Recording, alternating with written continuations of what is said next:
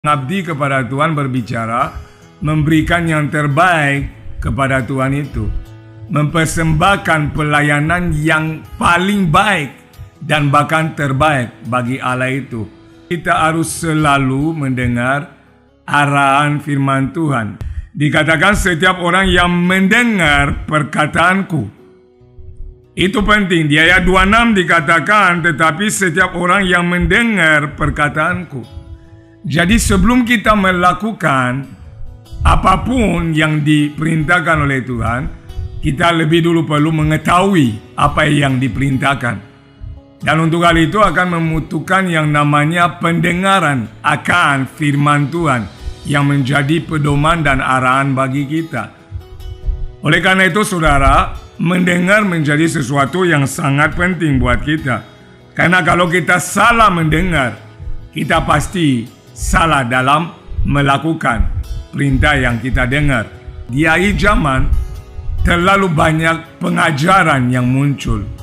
Sehingga kalau saudara dan saya tidak bisa membedakan antara yang daripada Tuhan dan tidak, kemungkinan besar saudara bisa salah melaksanakan yang menjadi kehendak Tuhan.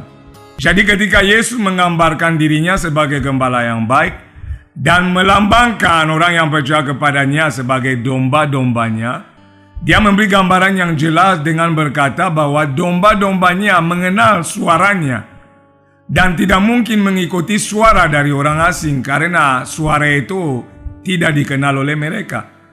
Maka saudara, kita punya kewajiban sebagai orang yang mengabdi kepada Tuhan, sebagai umat Tuhan, untuk mendengar suara Tuhan itu dan dengan sungguh-sungguh memperhatikannya. Karena kalau tidak saudara, kemungkinan besar kita bisa disesatkan oleh pendengaran yang lain.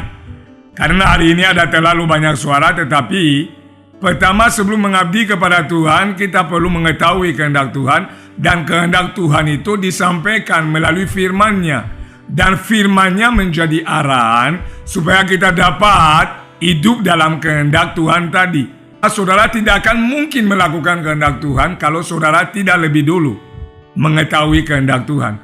Dan untuk mengetahui kehendak Tuhan, saudara dan saya perlu mendengar yang namanya suara Tuhan, yang adalah firman-Nya dan pedoman hidup yang Dia tetapkan. Karena kita tahu bahwa melalui pendengaran muncul juga iman. Jadi, tetapi pendengaran yang munculkan iman adalah pendengaran dari firman Kristus. Bukan pendengaran atas gosip, bukan pendengaran atas berita-berita di TV atau pendapat-pendapat orang banyak. Tetapi iman akan timbul dari pendengaran atas firman Kristus yang kita dengar, dan kita akan mendapat arahan yang pasti karena firman Kristus adalah kebenaran.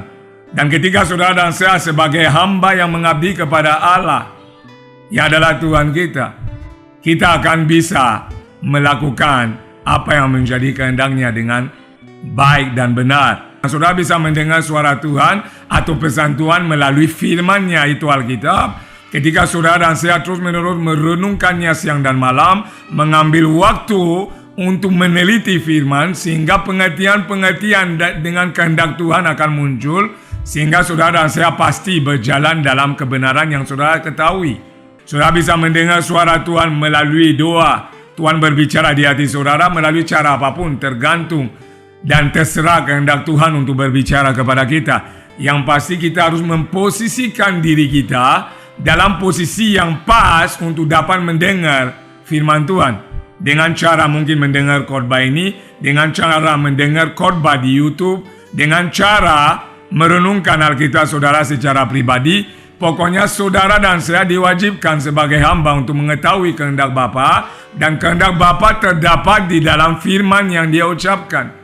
Maka pastikan firman Tuhan yang saudara dengar dan bukan firman yang lain. Pewahyuan dari Tuhan yang saudara terima dan bukan pewahyuan dari dunia ini. Karena pewahyuan dunia ini akan membawa saudara ke jalan yang salah, yang disebut kesesatan. Tetapi firman Tuhan akan menarik saudara masuk di dunia yang disebut kebenaran dan terang, sehingga saudara pun akan melangkah dalam terang itu.